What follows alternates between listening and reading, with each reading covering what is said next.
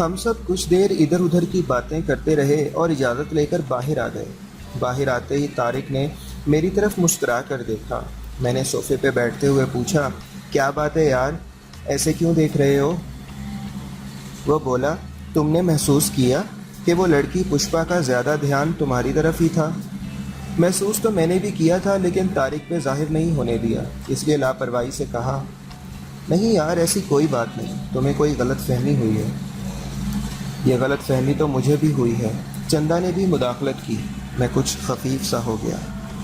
طارق مسکرانے لگا، پھر بولا، جہاں تک میرا خیال ہے وہ تمہیں پسند کرنے لگی ہے، لیکن وہ اپنی بہن سے ڈرتی ہے کیونکہ وہ اس کے انڈر رہ رہی ہے، تو کوئی بھی کام یا پھر بات وہ اپنی بہن سے چھپ کر نہیں کر سکتی۔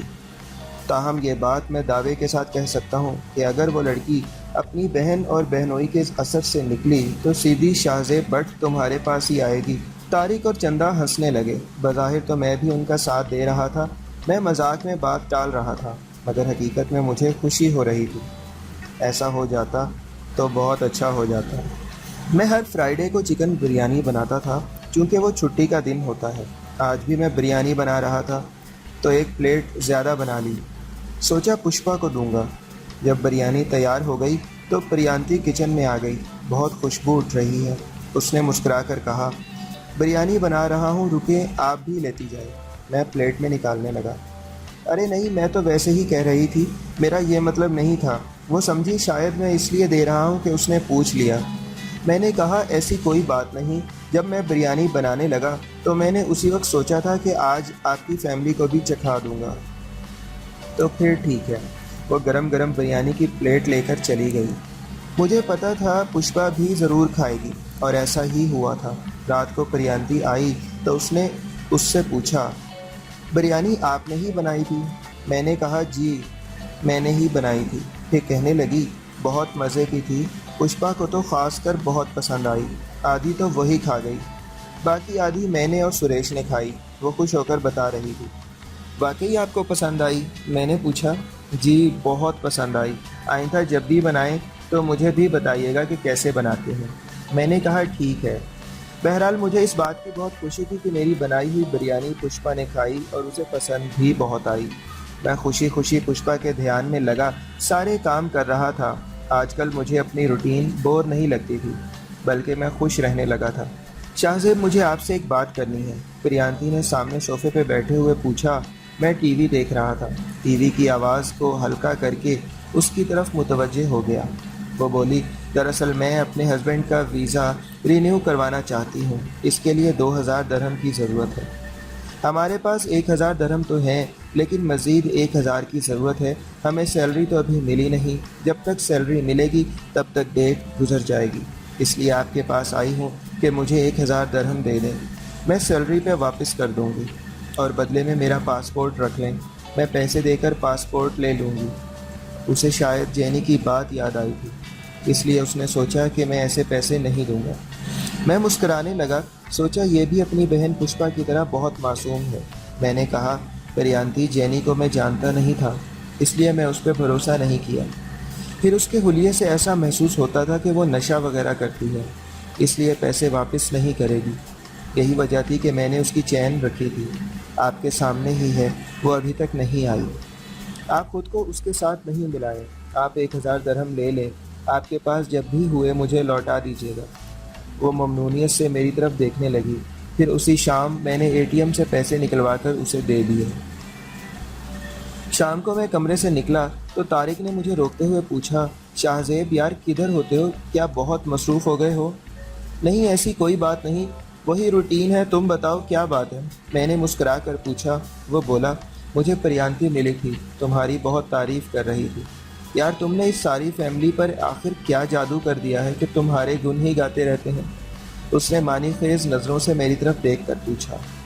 میں نے کہا، یار تم غلط سمجھ رہے ہو، پریانتی اور اس کی فیملی ایک اچھی فیملی ہے۔ ہاں، پریانتی کہہ رہی تھی کہ میں بہت خوش قسمت ہوں کہ مجھے تمہارے جیسا دوست ملا۔ بٹ صاحب کیا جادو کر دیا ہے آپ نے؟ وہ پھر شرارت سے بولا۔ میں نے کہا، عزت کی نہیں جاتی، کروائی جاتی ہے۔ دیکھو یہ فیملی ہماری مہمان بھی ہے، کرایہ دار بھی، ہم پاکستانی ہیں اور یہ سری لنکن ہیں۔ اگر ہم ان کے ساتھ کچھ غلط کرتے ہیں تو یہ لوگ یہ نہیں کہیں گے کہ شاہزیب اور طارق غلط تھے، انہوں نے برا کیا ہمارے ساتھ، بلکہ یہ کہیں گے کہ پاکستانی برے ہیں، پاکستانیوں نے ہمارے ساتھ غلط کیا۔ یہ بات ہر جگہ پھیلے گی، اس لیے میں چاہتا ہوں کہ ان پر بہت اچھا امپریشن پڑے۔ ہم ایک طرح سے اپنے ملک کے سفیر ہیں اور یہ ہمارا فرض ہے۔ میری جذباتی باتوں سے طارق مطمئن ہو گئے۔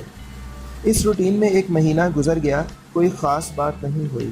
پھر پشپا کو جاب مل گئی۔ میں نے صبح صبح اس سے اس کی جاب کے بارے میں پوچھا۔ براؤن جینس کے اوپر گہرے براؤن کلر کی شرٹ پہنے وہ کافی ڈیسنٹ لگ رہی تھی۔ وقت میں چائے انڈیلتے ہوئے وہ بولی، کوئی انگلش فیملی ہے، دونوں میاں بیوی جاب کرتے ہیں، ان کا چھوٹا سا بیبی ہے، اس کی دیکھ بھال کرنی ہے، سیلری بہت اچھی ہے، کام بھی زیادہ نہیں، بیبی کی دیکھ بھال کرتی ہوں، سارا دن ٹی وی دیکھ لیا یا رسالے پڑھ لیتی ہوں۔ چلو اچھا ہو گیا، مجھے خوشی ہوئی۔ پھر وہ چلی گئی۔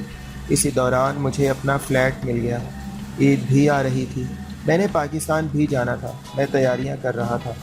ڈرائنگ روم میں پریانتی اور پشپا ٹی وی دیکھ رہی تھی، میں بھی ادھر ہی بیٹھ گیا۔ پریانتی کے پوچھنے پہ میں نے اس کو بتایا مجھے اپنا فلیٹ مل گیا ہے اور مجھے پاکستان بھی جانا ہے، اس لیے پاکستان جانے سے پہلے میں اپنے فلیٹ میں شفٹ ہو جاؤں گا، واپس آ کر میں اپنے فلیٹ میں رہوں گا۔ آپ پاکستان جا رہے ہیں لیکن میرے پاس ابھی پیسے نہیں ہیں، آپ کو ضرورت ہوگی؟ اس نے پوچھا۔ اس کی فکر نہ کریں، جب میں واپس آؤں گا تو لے لوں گا۔ وہ تو ٹھیک ہے لیکن میں کیسے دوں گی؟ وہ فکر مند ہو رہی تھی۔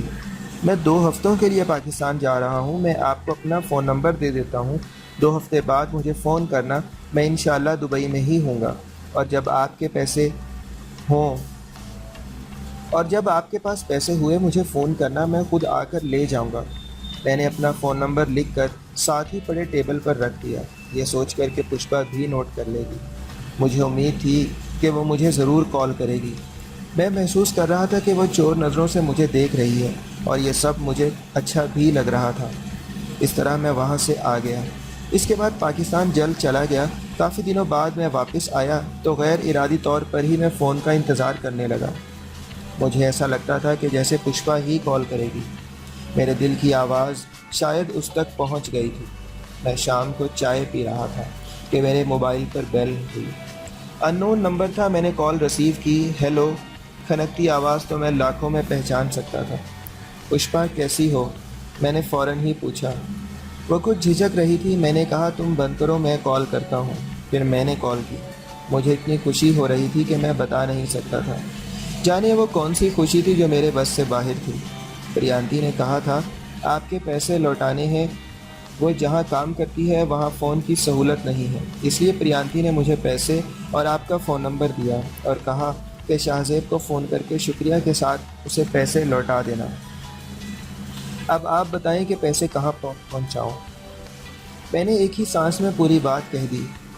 اس نے ایک ہی سانس میں پوری بات کہہ دی۔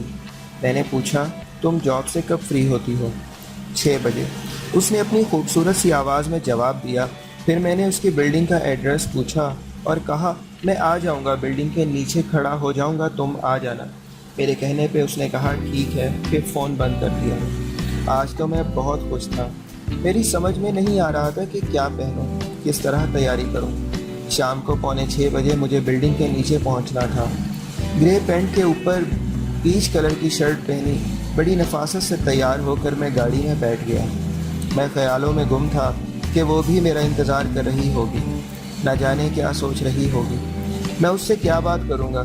اس طرح کی باتیں سوچتا سوچتا میں مطلوبہ ایڈریس پر پہنچ گیا۔ مجھے ابھی تھوڑی دیر ہی ہوئی تھی کہ وہ مجھے آتے ہوئے دکھائی دی۔ Black jeans, black T shirt اور گلے میں بلیک ہی اسکارف پہنے وہ چلی آ رہی تھی۔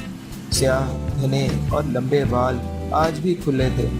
ہوا سے کچھ شرارتی لٹیں اس کے گلابی مکھڑے کو چھیڑ کر گزرتیں تو وہ بڑی بے نیازی سے ہاتھوں سے انہیں پیچھے کر دیتی۔